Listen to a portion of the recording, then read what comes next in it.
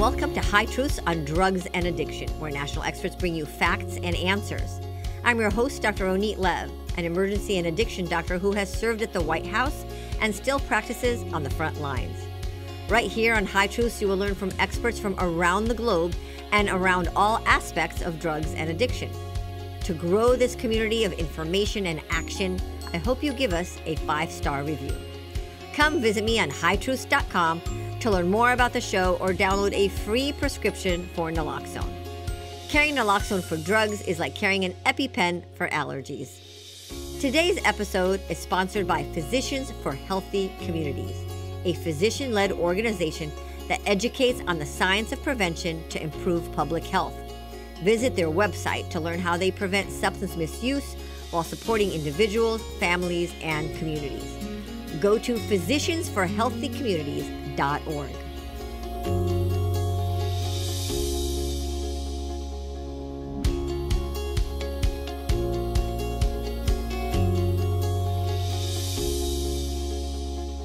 Hello again, High Truth listeners. Get ready for a deadly conversation. I'm your host, Dr. Ronit Lev. Deadly, as in we are all born and then we die. Most people die and are buried or cremated without an investigation as to cause of death. But some deaths and all crimes are investigated. That includes suspected homicide, suicide, and drug deaths. All drug deaths are investigated, but not to the same national standard. We don't have such standards. There are differences in investigation depending on the resources of a community. Few areas of the United States have a medical examiner. A medical examiner is a doctor, like me, who went to medical school and then, instead of studying emergency medicine or pediatrics, studied pathology. A coroner, what most of the United States has, is an appointed or elected official, usually someone in law enforcement with no medical background. Both the medical examiner and coroners are charged with signing the death certificate and assigning a cause of death. Death investigations also vary by the law enforcement teams that attend a scene. I am very proud of our San Diego Team 10 that investigates every fentanyl death as a potential murder. That may sound extreme, but parents across the United States who lost loved ones to fentanyl have so many unanswered questions. Adding insult to their injury and their pain, many feel that no one cared or investigated their loved one's death. It was just another overdose. In San Diego, our team does their best to get answers to families as they go upstream to the supply of drugs that is poisoning America. Listeners know that I have been jealous of COVID, as well as gonorrhea, chlamydia, and salmonella diarrhea. Infectious diseases get contact tracing, mapping, and successful public health formulas to prevent further disease spread. I've been wanting those same methodologies for fentanyl and drugs. A few years ago, I reached out to the team at New York City who had an Overdose 360 project that sounded like my contact tracing dream. To learn more about deaths from drugs and potential contact tracing for overdoses or poisonings, I reached out to Dr. Jason Graham. Dr. Jason Graham is the chief medical examiner of New York City, the most populous city in the United States.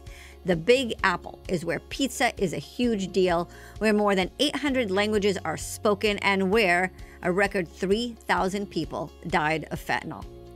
As medical examiner, Dr. Graham oversees all deaths and is part of a special public health and public safety partnership that does a type of contact tracing for drug deaths. To learn more about Dr. Jason Graham, check out the High Truth show notes. Dr. Jason Graham, welcome to High Truths. Thank you. Glad to be here. Thank you for the invitation. And how exciting to have a medical examiner from New York City. I know I don't do that very well, but tell us, why did you become a medical examiner? You went to medical school like me, and you must have really liked anatomy lab. Well, I did, and my New York accent is certainly no better than yours. I'm a native Southerner, in fact, and so I grew up in Tennessee, and I still have a bit of a lingering Southern accent, if you can't tell. But yeah, so I, unlike many who go into this specialty, which is a very rare specialty amongst all the medical specialties out there, most most of the medical examiners, forensic pathologists, that's our medical specialty. Most of the practicing forensic pathologists went to medical school to do this. I did not. I started my career after medical school in surgery and had intended on a career in surgery. And I certainly did love anatomy in medical school. And that sort of fostered my interest in surgery as well. And then I went into surgery and found that while I enjoyed being in the operating room and doing procedures, the lifestyle of surgical residency and then the lifestyle of a surgeon was very difficult. And I didn't know that I would have that much longevity in that field. And so when I started looking in other directions, I had an experience. First of all, I also loved pathology and histology in medical school as basic sciences. And I had an experience as a fourth-year medical student in forensic pathology. I did a month's rotation at the medical examiner's office in Memphis, which is where I was in medical school at the University of Tennessee. And really, it sort of was a combination of the anatomy, the procedural components of performing autopsies, but also forensic medicine has the uniqueness of putting your medical knowledge to work solving crimes and interacting with an entire world of colleagues that you generally, as a clinical physician in the hospitals and in the clinics, are not exposed to and don't have the opportunity to interact with. And so when I began rethinking my career long term, I sort of recalled that experience as being very positive and being very interesting. And so I shifted to pathology. Before you go into the subspecialty of forensic pathology, you have to do the basic pathology residency. And most pathologists in the United States are practicing in the hospitals as surgical pathologists and laboratory medicine specialists, running the labs in the hospital and looking at biopsies and surgical specimens. And so I did a residency in pathology, and then in the course of that residency was exposed further to forensic pathology as a subspecialty and really fell in love with that specialty because it really brought together all the elements of the components of surgery that I enjoyed, the added elements of our position and our role in the criminal justice system and in the public health system. The surrogate for dealing with patients directly for me came in the form of dealing directly with patients' families and being able to provide them with answers as to what happened to someone they cared about who died suddenly or violently. And then, the role with the courts and law enforcement and public health. And so it was really just sort of a combination of interests that I had that came together pretty coherently in forensic pathology. And so I finished my residency, did my forensic pathology fellowship. This was all in Atlanta at Emory University School of Medicine there. And then out of my fellowship, I did a year of fellowship in forensic pathology and then took a job directly out of training here in New York City in this office for Dr. Charles Hirsch, he hired me. He was the longtime chief medical examiner of New York, sort of an iconic figure in our field. And so I interviewed for the job. I was offered and accepted on the spot. Came back home to Tennessee and told all my family I was moving to New York City. And aside from my immediate family, my extended family all had the same response, which is, I feel so sorry for you. They were scared of New York City, but they have since been visiting all the time. And it's been a wonderful 17 years now that I've been in this office. And New York I love City. New York City. It is a magical place. We were there for a few days when I met you for the mayor's fentanyl summit. It was a beautiful day, and it was gorgeous. Yeah, I really love the city. I love working here, and it's like no place else. Yeah, and so take us, by the way, how many years is that? Because you did surgery and pathology and forensic, so you were a resident for like a long time. I did a year. I just did a year of surgery, Okay. and so I did a surgical internship, and then I did 3 years of pathology residency in anatomic pathology, and then I did a 1-year fellowship in Okay. forensic pathology. So 5 years That's not, after medical school. Yeah. and it's a So lot. sort of, For most it's people, a it's lot. a lot. But I mean, in relative, compared to like a neurosurgeon or whatever, it's doable. Yeah, it's middle of the road in terms of the spectrum, I suppose, Yeah. of postgraduate medical education. Yeah. Right. I have a couple daughters going to anesthesia, so that's 4 years without the fellowship. So it'll be about the same. So take us behind the scenes. What is the life of a medical examiner? Is it as exciting as a scene out of NCIS? Well, I think that it's there are a lot of there's a lot of sort of I would say crossover, but certainly things are not as they appear on CSI. I can say that with certainty. The particularly getting test results in an hour and finishing up solving all the cases by the close of the episode. But it's there are this is a 24/7 365 death investigation operation that you're a part of as a medical examiner. And we have, when deaths occur in New York City, and our jurisdiction is the 5 boroughs of New York, 8.5 million people, and all the visitors and tourists and people who commute into the city to work every day. And so when someone dies suddenly, unexpectedly, or violently, in the city, it's our obligation to investigate those deaths. And so we do that through our what we refer to as MLIs, or medical legal investigators, who go into the field. And anytime a death is involved, when you see police and fire department, EMS there, if there's a death involved, the medical examiner's office is also there. And so it's a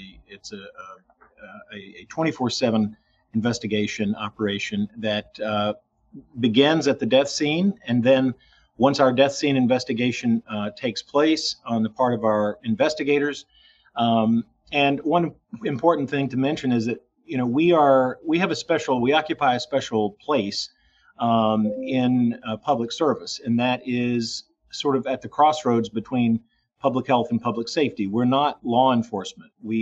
And for that reason, we have a certain investigative power. The families that we deal with will provide us with information that they may not tell a police officer, or even potentially an emergency room doctor, as yourself. And the poignance of the death often brings about information that would otherwise not be known. And so we have a special relationship with the families. We're there from the beginning as a part of our death scene investigations.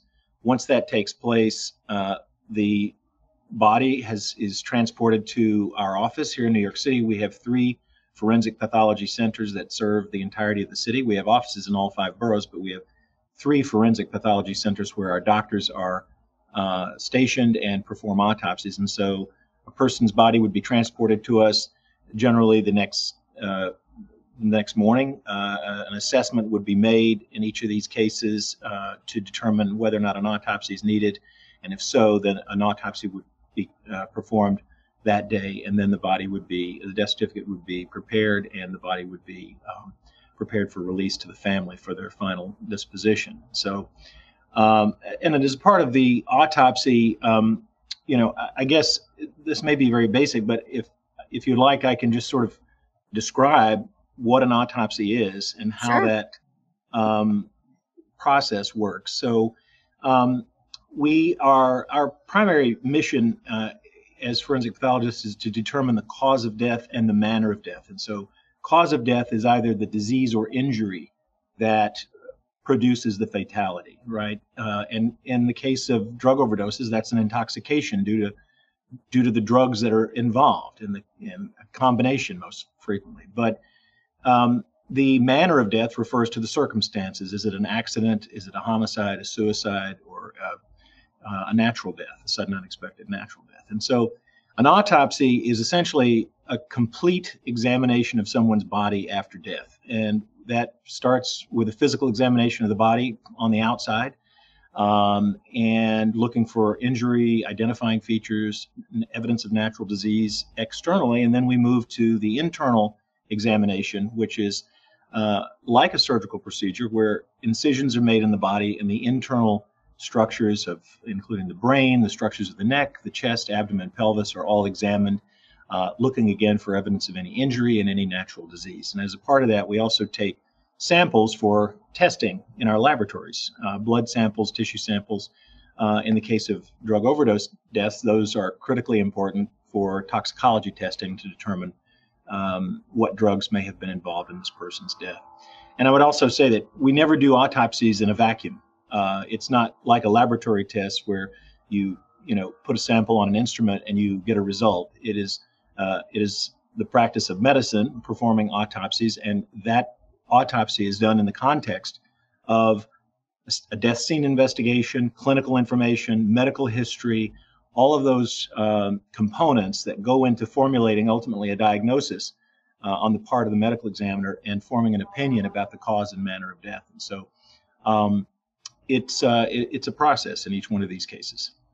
Thank you for sharing about autopsy. And I explained to our listeners kind of a brief difference between a medical examiner and a coroner. Actually, a huge difference after you saying all the training that you had as a doctor in forensics and pathology. But do you, in your practice and meeting with people across the country, see that difference in quality between what a medical examiner does and a coroner does? I don't think most Americans even know that there's a difference. Yeah, I think that it is a little known difference, but it is a significant difference. And medical examiners, just from the outset, medical examiners are appointed. They're qualified physicians, forensic pathologists. Coroners, there are many coroner jurisdictions, usually in smaller counties. There are states that are entirely coroner, states that are entirely medical examiner, and then there's a mixture of coroner and medical examiner states. I think that, and there are, many exceptional coroners out there. I think that the coroners, the basic difference, or one of the basic differences, is coroners generally are elected positions, and the qualifications for coroners across the country are varied. And so I think one commonality amongst all the jurisdictions, be it either a medical examiner system or a coroner system, is that they're all suffering from the strain of the overdose crisis, and they're having to deal with enormous numbers of drug overdose deaths, and it's certainly a stress to the system either way, medical examiner or coroner.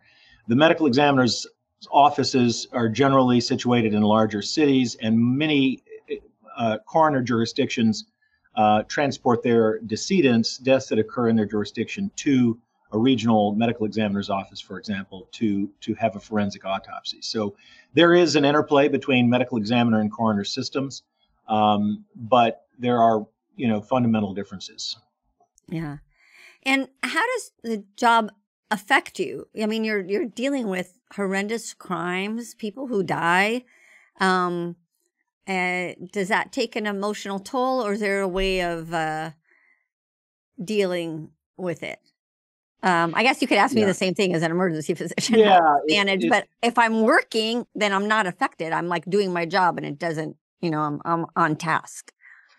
I can certainly relate to that. And you're right. This is very somber and difficult work, and certainly an enormous amount of potential exists for vicarious trauma when you're dealing with violent death every day. And that doesn't just apply to our doctors, it applies to, really across the spectrum of our workforce, our death investigators who are at death scenes, our staff who interact directly with grieving families. And so, and I would say, as with in medicine in general, historically, we've probably been pretty bad at taking care of ourselves and recognizing the need for really self-care and caring for each other. And the mental health stress and strain that comes with the seriousness of our work, and certainly your work in the emergency room with life and death situations continuously, it takes a toll. We here in our office have really began to focus on this several years ago, and we began to develop a very robust wellness program to acknowledge these types of stresses and to teach our staff to recognize the forms of stress and recognize that in themselves and in others, and to try and produce programmatically ways of alleviating some of that stress and supporting each other. And so, we've developed, we have a wellness committee, and we've began really to focus on wellness and develop structured programming around that to take the time and to commit to taking better care of ourselves and our colleagues doing this serious work every day. And especially, Wow. in the wake of the pandemic, the pandemic was the largest mass fatality incident in modern history. And we were uniquely affected by that in many ways in New York, and it certainly took a toll. That is true, right? I remember seeing pictures of your morgues were full. Yes, it was a very difficult time. New York was hit first, and it became the epicenter of COVID in the United States, and we at the peak of the first wave of the COVID pandemic, we were dealing with 250 or more deaths a day in the field, in addition to all of the fatalities that were happening in the hospitals. And so we, as the city medical examiner's office with responsibility as the city's mortuary, were responsible for managing those fatalities. And it was an all hands on deck approach, and even including bringing in active duty military. So it was an enormously challenging time, but I think that we really performed an enormous service for the city during that time, at a time when the funeral industry was shut down, at a time when families were ill and unable to make final arrangements. And so we shouldered that load, and I think did the best possible for the families during that time. Wow, that's amazing. I think people already forgot about that, but I haven't.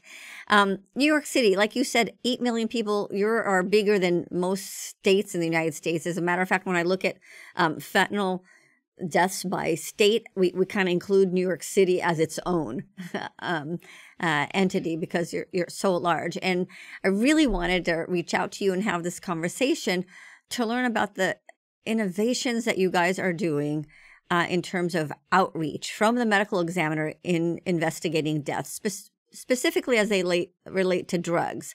And a couple of years ago, my team in San Diego reached out to you in New York to really learn and copy some of that. So if you don't mind sharing. Sure. I feel like that New York City is really taking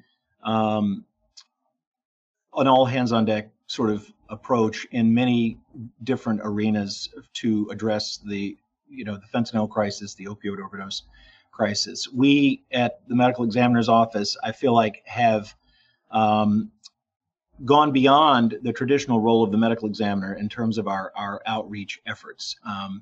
We have in drug overdose deaths, we have brought on a team of social workers and data analysts, epidemiologists, to both obtain more information about these deaths and also to care more and have greater reach into the social networks and families who have lost someone to drug overdose. And so I think we've built what we refer to. It started off in a very small pilot form. We refer to it as our Drug Intelligence and Intervention Group, or the DIG, as we refer to it internally. And as a part of that, we've built now a team of social workers who reach out into the families, into the social networks around drug overdose deaths, and first of all, let them know that, and this happens after the initial death investigation. So the death occurs,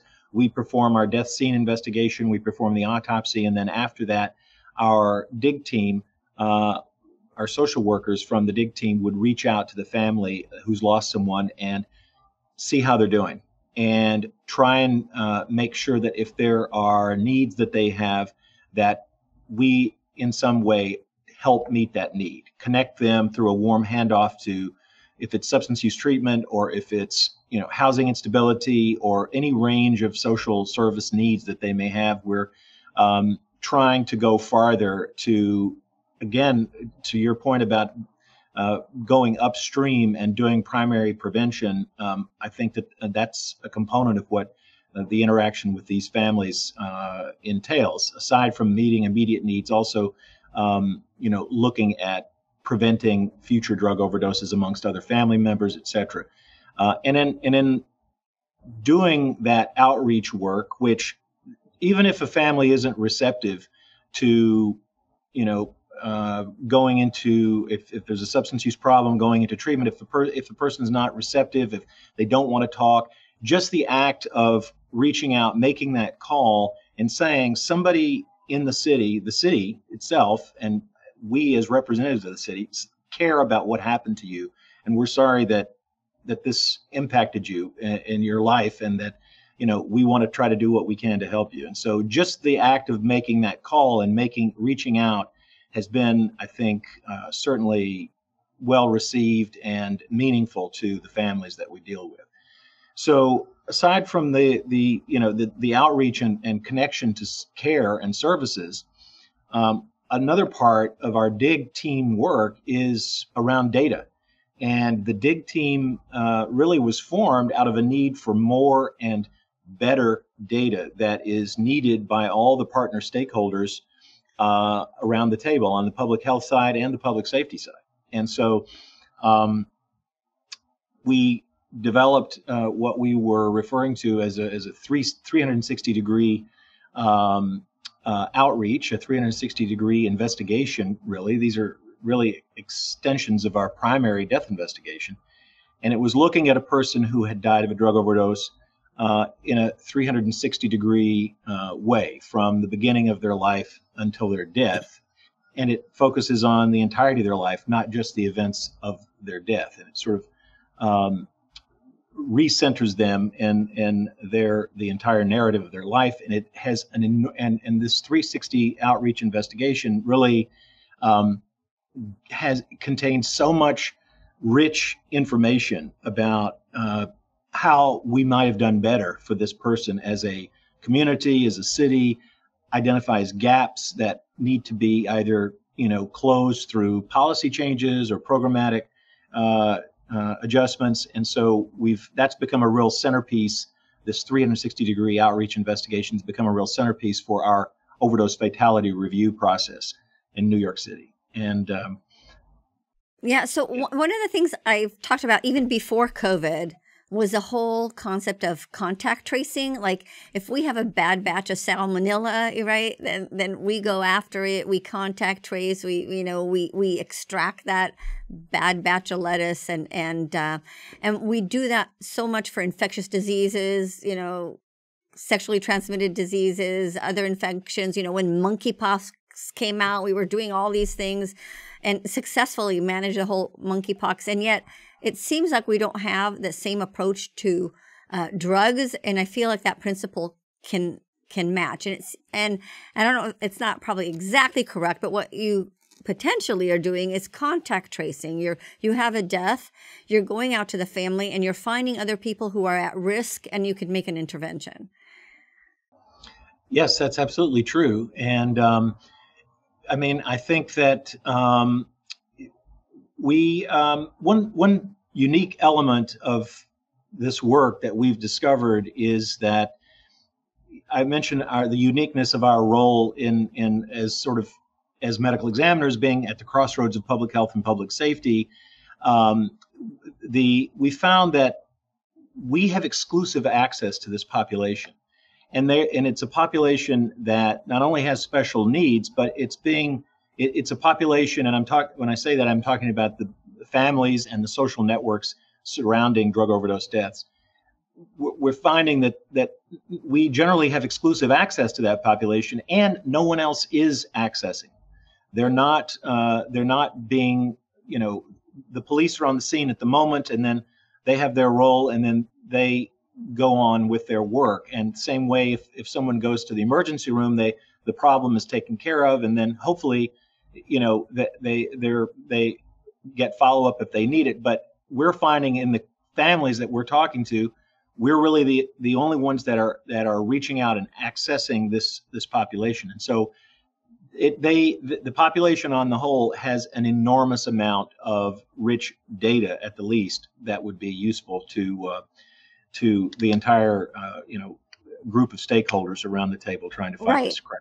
And I find data, it's not just for data's sake. It's like you can prescribe remedies based on that information. And the way I even got to this whole field of overdoses is when the medical community was overprescribing opioids, and doctors would say, if patients just took their medicines like they were told, they wouldn't die. So I reached out to our medical examiner to find that out, and I looked at every single person who died of a medication and compared it to 12 months of prescriptions before they died, and created safe prescribing guidelines based on that data. So that data tells us which way to go. And I'm wondering if the data that you're collecting gives you some of that insights. For example, you would think this many years into our fentanyl problem, we would know what percentage of people who died of fentanyl they have an opiate use disorder and they intended to use fentanyl, and what percentage of them were like, no, I just took a Xanax pill. I'm not addicted to opioids. I see that in the emergency department. I feel, I don't know, a failure on our end that we don't have that data yet. I'm wondering, it's a lot harder for you actually to get that data than for me. But do you have any insights to that? Yes, I mean this is a common question that we're presented with in terms of, and you're right. It's you have the luxury of being able to ask your patient, what happened and what did you think you were taking? We clearly don't have that luxury in dealing with fatalities. We're left to glean what we can on that question from our death scene investigation and from talking to witnesses, talking to people who knew the decedent. And so it's very difficult often for us to be able to say with certainty what the decedent may have been seeking in terms of their drug use, if they wanted fentanyl only, or if they were just, as you said, looking for a Xanax and got a counterfeit pill that was full of fentanyl, which is, every day's business nowadays in terms of counterfeit pills being on the street, I'm saying. Yeah. And so we, at the end of our process, have a toxicology report. We've tested blood samples from the autopsy, and we know what's in the person's system and what their cause of death specifically has been. But exactly the circumstances of their substance use in that fatal overdose is difficult for us. Right. And so what have you learned from, you've been doing this 360 view, death investigations now, especially for fentanyl for a while. What are there any teaching points that we can get from the data that you've collected? Like we could have done something earlier, or for every person who dies, there's 2 other people at risk, or anything like that? Well, I mean, I think that there are, there've been many, I think, good lessons that have been learned through our overdose fatality review process. I think, one example that has happened here that has been sort of a collaborative approach that came from examining from the overdose fatality review process was the work that's been going on by our Department of Homeless Services. There was a recognized need around fatalities occurring in shelters. And so as a part of that conversation, it became obvious that there needed to be Narcan and training on the use of Narcan across all of our homeless shelters. And so that happened as a result of looking at who is dying, where they're dying, and looking at the details of these fatalities. That's now widespread across New York City in our shelters, and to the great credit of the Department of Homeless Services. And so those types of really impactful sort of changes have come about through looking in depth at the fatalities and looking at. That's huge. Yes, and I think that's the type of when you look critically and do essentially a root cause analysis in looking at these fatalities, you identify those gaps that exist that have Yeah. the potential to save lives. And one thing I always say when I get the chance is that, we as medical examiners, there's nothing that we do that's for the dead, other than perhaps provide a burial on occasion. And everything we do is for the living, and it's whether it be in the criminal justice system to either get someone who's dangerous off the street or help exonerate someone who's been accused of a crime, or on the public health side, we are actively looking for the life-saving potential in our work, and that's a point that I want to try to always stress. And you know what? I live that, because I think the person who helps make me a better doctor is law enforcement and the medical examiner, because I learned from those lessons and they immediately apply to my job as an emergency physician. And I think, as we said before, is upstream as well. I was really struck by the number of, I don't know if the word is unhoused, but the homeless population, the sheltered population in New York City. It's a cold place. So I think it was like 80,000 people live in shelters. And what I learned is, in fact, all those 80,000 people who are living in shelters in New York City are living in a safe consumption site, because all those, you're doing naloxone rescues in these shelters on a regular basis. Yeah, I certainly would not want to speak for the Department of Homeless Services, but I think that they have made enormous progress, and it's really a success on their part.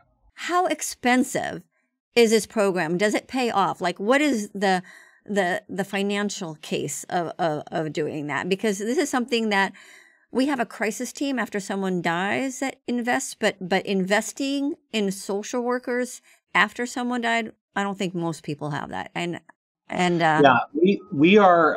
It's probably a little early to say. We're collecting data on all of the.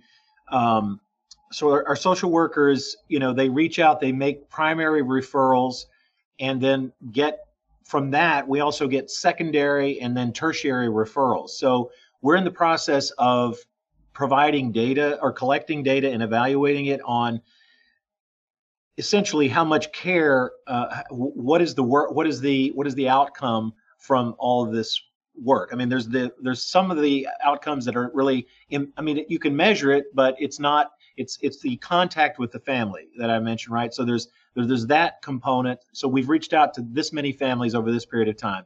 Right. Then beyond that, how many families or how many individuals have accepted care of this type or the other? Is it substance use treatment? Is it mental health support? Is it grief and bereavement counseling? What types of care do they receive? And then that person, the primary person, then referring us to a secondary and potentially a tertiary level referral. We're in the process of looking at data on that, and we actually just got fully staffed this past summer with our social work team. We were in a very small scale pilot form really up until then, and with some of the opioid settlement dollars, that funding helped make this possible, the DIG team possible with the social workers. So I think we're still looking in terms of like the cost. I don't know if necessarily the cost benefit. It's a matter of just looking at how effective they've been at getting people into care. So it's probably a little early for me to be able to say. A year from now, I would hope to have some hard numbers around that. And the last time we talked to you and asked you, it was like about 100 people a year. Is it still that, or you've gone up from that? You mean to that 100 like deaths a year that were involved in this? Oh no, yeah, we will have I would say probably from maybe I guess September to the end of this quarter, we will have during that period of time reached out to at least 1,000. So. Oh, wow. Yeah, so when I spoke with you at that time originally, we really only had one social worker. Yeah, and it was a pilot. And it was a pilot. Now we have a total of 14 people. The majority of them are social workers. Then we also have epidemiologists and data analysts, and so smaller fraction of the team. But they're really, the efforts have really ramped up, and so we will, probably be looking at, between September and end of March, we'll have reached at least 1,000 people, if not more than that. Wow, that's great. Yeah, very exciting. It's very exciting. And really. I one of the other things that I didn't say, but I should have or could have, was that, I believe that this is, in terms of medical examiner work, this really is just a proof of concept that I want to expand to all types of medical examiner cases, not just suspected drug overdose deaths. Yeah, right. Talking about suicides, other types of accidental deaths, maternal mortality, child deaths, suicides. I mean, look at the impact, the mental health impacts of suicides on families is just enormous.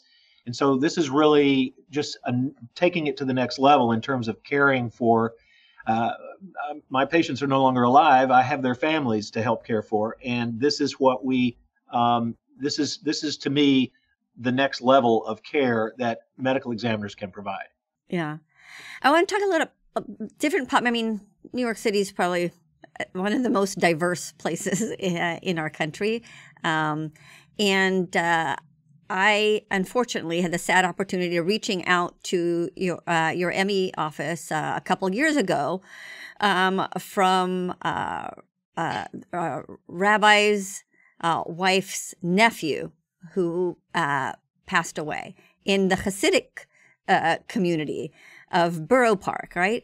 And I thought, oh, who dies of overdoses there? I didn't even know that, because it's such a closed community that the word was, oh, it was just an accidental death, or maybe it was a suicide. And after, the burial and everything, I reached out, and it's like, well, he was found in the bathroom. It's like, that doesn't sound like a suicide. And it turns out it was a fentanyl overdose. And I knew right away when they said, oh, they found some blue pills. And I knew right away that was M30s. And of course, people are embarrassed when something like that happens, so they scrub the scene. I reached out to the detectives, and I learned that there were 4 deaths that weekend, and no one talked to each other, and a tremendous loss in prevention opportunity because it's so quiet. I'm wondering, that's just one community. You have so many different communities in New York City, and I was really shocked that, no one's exempt from doing this. How do you reach out, or what have you learned from these different populations? Well, it's absolutely true that no community has been spared. This has touched every sector of our population across socioeconomic strata and geographic strata, and really no one has been spared. I think that we have in our, we continue to reach out into each of these social, circles around the deaths, and we do have, through our drug intelligence and intervention group, our DIG team, every day we are reviewing every case that is a possible overdose in the city that comes to the medical examiner's office. And when we identify clusters, either geographically or from the same emergency room or in whatever form, if there are red flag type situations, we know that essentially on day one, and we notify our public health and public safety partners so they can, take that information and then put it immediately to use.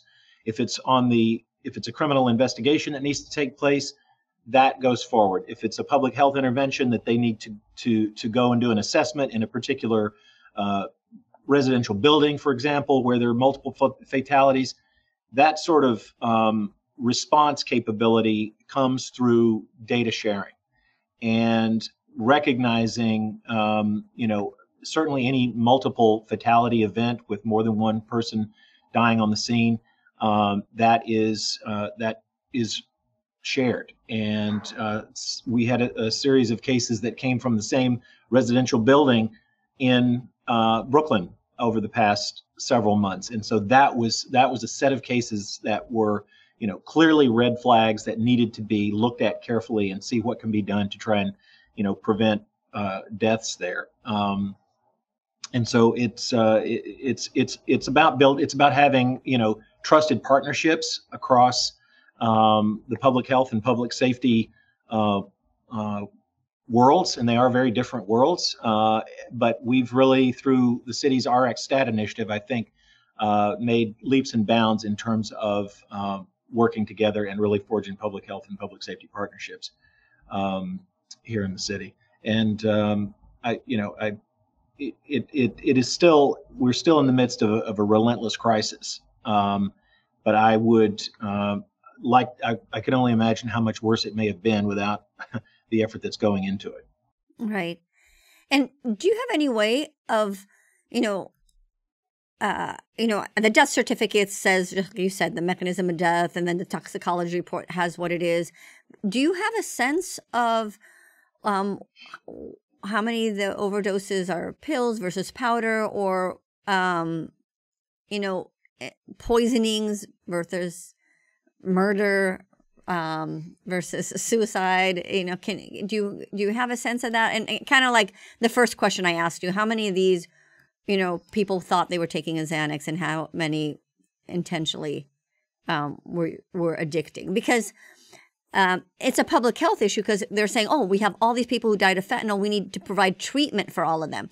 But as an emergency physician, I have people who wake up from naloxone and they don't meet criteria of opiate use disorder. Buprenorphine is not going to be the answer to them. Yeah. Yeah. I think, the vast majority of all of these, of the drug overdoses, and I'm talking about, unintentional drug overdoses. The vast majority of all the deaths are unintentional drug overdoses. And we classify those as accidents. I'm asked about the idea of, are there potentially occult suicides amongst the people who are overdosing? And I would say that if we are missing any of those types of situations, it's very rare, because we clearly see suicidal overdoses. They're generally not with illicit drugs. And we have the option, if we're uncertain about how to classify a death, if we really suspect this is a possible suicide, and our burden of proof to call something a suicide is very high. It's not just more likely than not. We have to have real, a degree of certainty to say that this is a suicide, and establish intent, that person intended to die when they did at their own hand. And so we really, if we are uncertain about that, we have the ability to say undetermined as a manner of death. And so I really feel like, on the question of whether there's a large number of occult suicides that are being misclassified, I do not believe that is happening. Mm-hmm. I think that the vast majority of all these cases are accidental, unintentional drug overdose deaths, and we've exceeded 3,000 deaths in the city for each of the past couple of years. Yeah, that's crazy. I feel like we're under attack. And there are a group of parents, and I don't know if you've met them, who really object to the word overdose. And I understand on your end, you have to follow, it's really CDC criteria that classifies these, and you're not going to be able to change that nomenclature as a medical examiner. But they object. They feel like their child did not overdose. Their child was poisoned. How do you respond to that? Well, we do not state the word overdose on our death certificates in drug overdose deaths. Now, what happens downstream from that point, for example, in a typical case, let's just say someone who is using a combination of heroin and fentanyl. The cause of death statement would be acute intoxication due to the combined effects of heroin and fentanyl, or fentanyl and heroin. And the section of the death certificate that says how injury occurred, we have to describe that. We would generally say substance use. So the word overdose generally does not appear on our death certificates. As we issue the death certificates, we certify deaths that fall under our jurisdiction, and then the health department gets those death certificates, and that feeds into the vital statistics system locally and then nationally. And the coding by the nosologists happens downstream of the medical examiner's office. So the death certificates are received, they are then coded based on CDC guidance and others, and that may be where the objectionable term is coming along for the families. I have not had experience dealing with families who have been,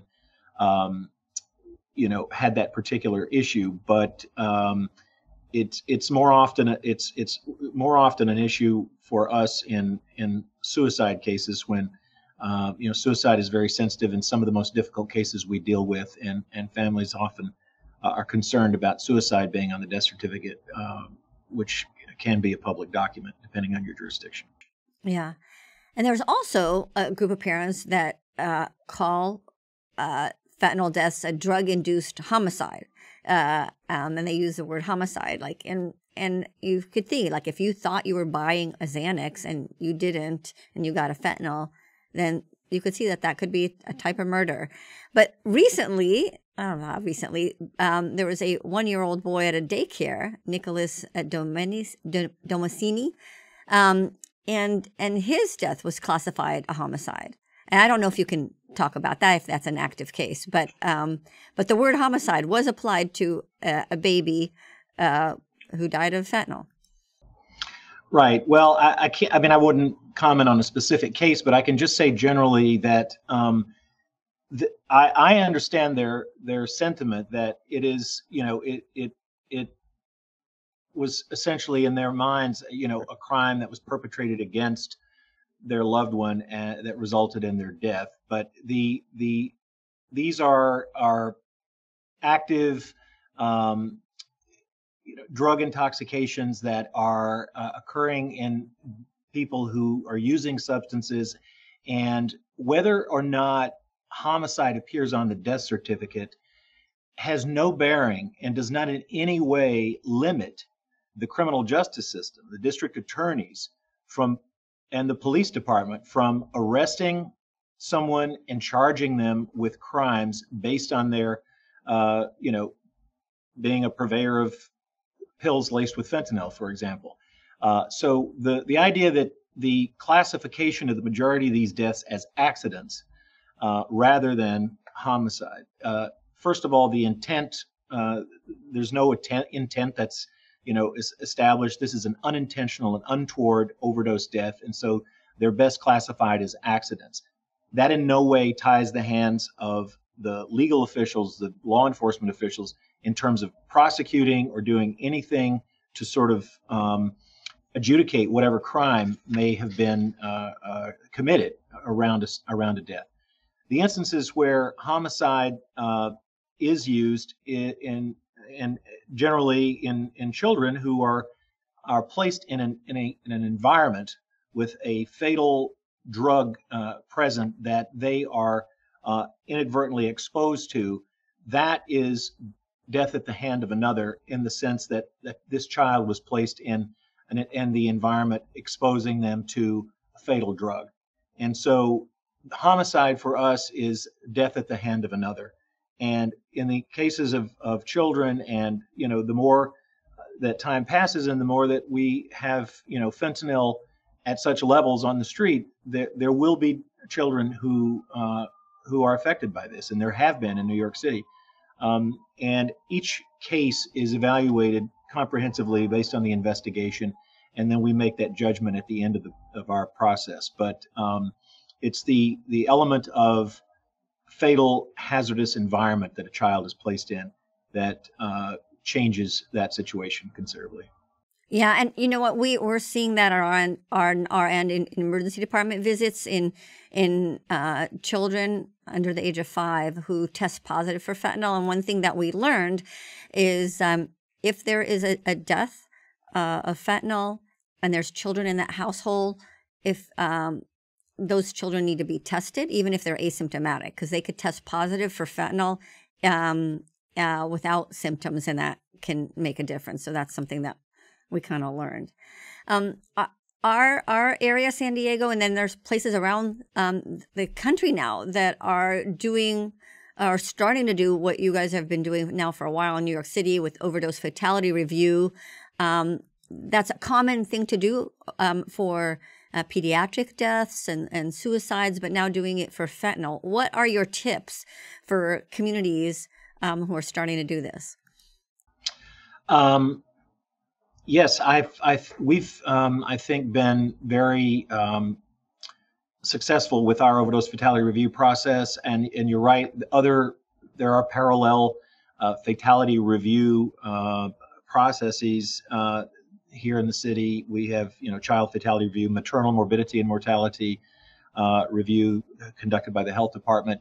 One thing that I think is really critical is for the cases that are under review, and it's not always possible to review every overdose death. We have 3,000 overdose deaths here. That's impossible. Some settings you may be able to review all of the cases, but I would say select cases that you're able to do a 360-degree comprehensive investigation and use those to as the subject of the fatality review committees. Another critical factor is have players at the table who are decision makers and who are capable themselves in their own agencies, in their own line of work around the crisis. Have those people at the table. If it's your local health commissioner and your medical examiner and the chief of police or deputy chief of police, have executive level staff at essentially at the table to go back to their agency and put in place the policy or change the program that is identified as a problem during the fatality review process. So I think there needs to be a level of seriousness and commitment on the part of each of the agencies to the extent that they have a decision maker at the table. It doesn't have to be the head of the agency necessarily, but yeah, I know that's impossible generally, but someone with appropriate authority and influence in their sphere to be able to go back and put into practice what's discussed and revealed as a part of the overdose fatality review process. Wow, that's a good tip. I want to talk about other drugs. Fentanyl, is the driver of death, but there's other things that we're seeing, xylazines, nitazines. Are there any trends that you're seeing in New York? Well, fentanyl far and away is driving, the fatalities, the number of fatalities, and it's generally fentanyl in combination with multiple other drugs. It started off, fentanyl with heroin, and then we saw the emergence of the fentanyl analogs, which have largely disappeared. It's essentially pure fentanyl with combinations of other drugs. Cocaine has sort of surged onto the scene as being the source of deaths. Combination of cocaine and fentanyl, and other drugs as well. Xylazine, we have seen xylazine. Xylazine is in roughly up to about 20% of our cases. We have not seen as much in the way of xylazine as other jurisdictions, but it's certainly present in New York City. I think that we have, we have seen, a lot of really the resurgence of or the combination of cocaine and fentanyl has grown, and actually that's outstripped the combination of fentanyl with heroin now. So we have essentially more cocaine with fentanyl than we do fentanyl with heroin. And there's always, fentanyl's really never seen alone. It's always in combination with other drugs, essentially.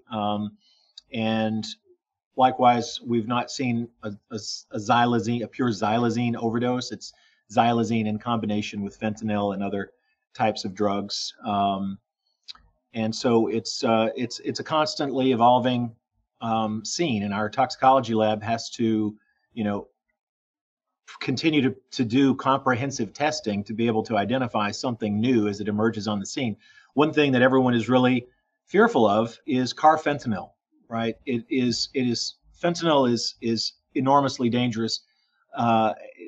Carfentanil is beyond dangerous. Right. 100 times more. It is another universe of danger. And we fortunately have not seen, we have had cases of carfentanil intoxication here, but we have been relatively spared as compared to other areas of the country in the Midwest and Ohio, for example. And so we are constantly on the lookout for that. And we have had a few cases, but luckily we've been largely spared carfentanil, and I hope it stays that way. Yeah, and methamphetamine not as much on the East Coast as it's hitting us on the West Coast. Yeah, I understand, and this is not my area, but I do understand that there have been more seizures of larger amounts of methamphetamine in the New York City area. In terms of its involvement in deaths, we certainly see methamphetamine involved in drug combinations, but we have not seen a proportional increase in methamphetamine involvement in deaths as they may have seen in terms of the amount of methamphetamine that's been seized by law enforcement. Right.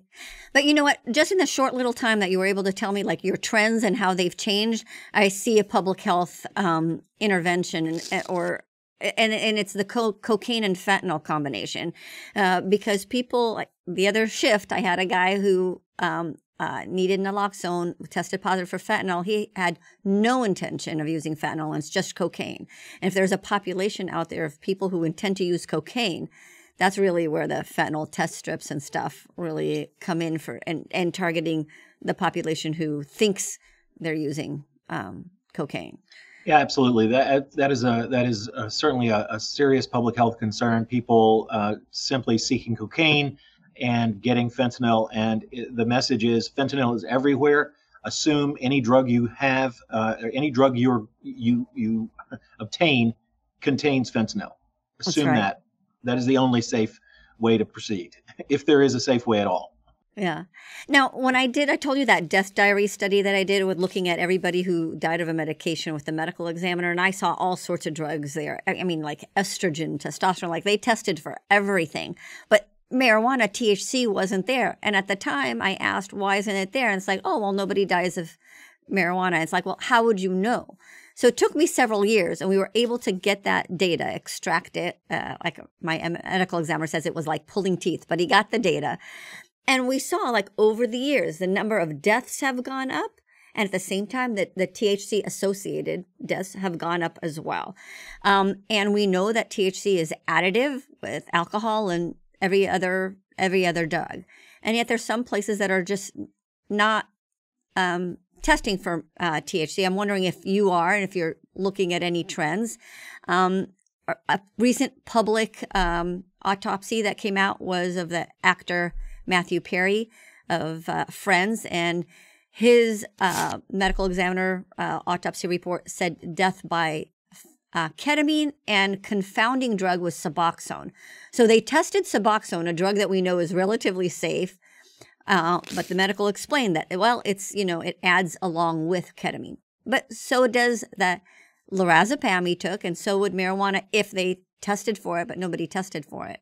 I'm wondering if that's something I see inconsistent around forensic testings in different places. Yes, there is a fair bit of inconsistency across jurisdictions in terms of, and going back also to medical examiner and coroner jurisdictions, there's a good bit of variability, and that is, I think something to work toward greater consistency. I think that's certainly been one priority that the CDC has had in terms of the way that deaths are certified, how we fill out death certificates in order to provide them with the most and the best data. And ideally, the death certificate would state plainly the drugs that are directly mechanistically contributing to one's death. And,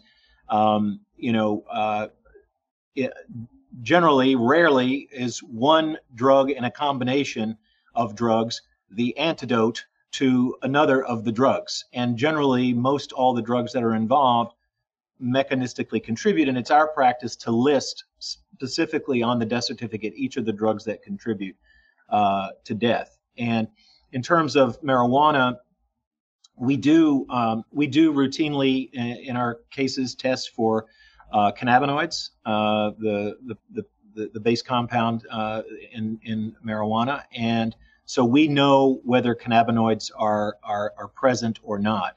The contribution, the mechanistic contribution of cannabinoids in the setting of fentanyl and cocaine, you could look at that and say, well, the effect of the cannabinoids may be negligible in the setting of someone who's acutely intoxicated with cocaine and fentanyl. But we at least have that information to make a decision around, because we test for it routinely in all of our cases. And so we have our toxicology report and we know whether it's present or not. Right. But when I looked at that data, it gave me a lot of questions, like, wait, how come young people are dying just THC, like just THC in the system, from an asthma attack, how, that you could see that correlation, or the cardiac, there's a huge cardiac etiology. And also the THC that's out there can be 90%. It's not just, the Cheech and Chong marijuana that's out there. If we are systematically ignoring this data and not looking at it, then how are we going to detect a problem and account for it? Yeah, I mean, I think we part of it may be limited resources in some jurisdictions. I wouldn't want to speak for anybody else in terms of their testing practices. We routinely test for cannabinoids, so we have that information in our cases to make, like I say, to make a judgment around as to whether or not it contributed or not. But at least we have the information. We generally do not quantitate the cannabinoids, but we, on occasion, given a set of circumstances like you described, a young, otherwise healthy person, that we have this is the only drug and no cause of death, we would potentially quantitate and go do additional testing steps to try and go as far as we can to determine the cause of death. So it's very case specific, but just as a class of drugs, we certainly routinely test for cannabinoids. That's involved there. It kind of reminds me of the tobacco era, where people were saying, well, these lungs are black. That's not because of tobacco. And I've seen on several death certificates, there's a little box and it says, tobacco use, yes or no. And right. And I don't know if that's universal everywhere, but I've noticed that little box, and it's like at some point there had to be a case to account for that tobacco use with deaths. Yeah, that's pretty well universal. It was it was added as an epidemiologic tool to the death certificate as to whether smoking contributed to the death. Yes, no, or unknown, basically. And so right. we have to choose that. Yeah, I would add vaping now, right? Yeah. Right. So thank you so much. In conclusion, what advice do you have for live people? Like you said, everything you do is for people who are alive, based on what you learn and see as a medical examiner. Well, I think I would just reiterate what we discussed around safety in terms of the drug supply. There is no safe drug supply at this moment in time. The assumption is that if it's obtained, if you obtain a drug on the street, it has fentanyl in it, and that is, I think you need to be aware of that and need to know that you need to know the risks that are involved, and if you're going to use drugs, you need to do as much as you can to prevent harming yourself, with the awareness that fentanyl is in everything, and it is enormously dangerous. Yeah, and we could end now with the upstream, downstream. You're about as downstream as it gets, but it's kind of game over by the time they're your patient. I get one last opportunity when they're my patient, kind of going upstream from you. But hopefully, what I'd like to see as a nation is going even more upstream in preventing so people don't become my patient or your patient in the first place. And Dr. Jason Graham, medical examiner of New York City, so much to learn from you. Thank you so much for sharing. I really appreciate it. And New York is fortunate for having you, not for the people who died, but for the people who are going to be living. Well, thank you very much, Dr. Lev. It's been a pleasure, and I appreciate the opportunity. Thank you for listening to High Truths on Drugs and Addiction, where you learn from experts from around the globe and around all aspects of drugs and addiction. This week's episode would not be possible without the generous support of our sponsor. A sincere and warm thank you to Physicians for Healthy Communities. Visit physiciansforhealthycommunities.org and view their video and resource library. High Truths producer is Dave Rivas from Davey Boy Productions. I'm your host, Dr. Ronit Lev. We hope we brought your day a little bit more High Truths.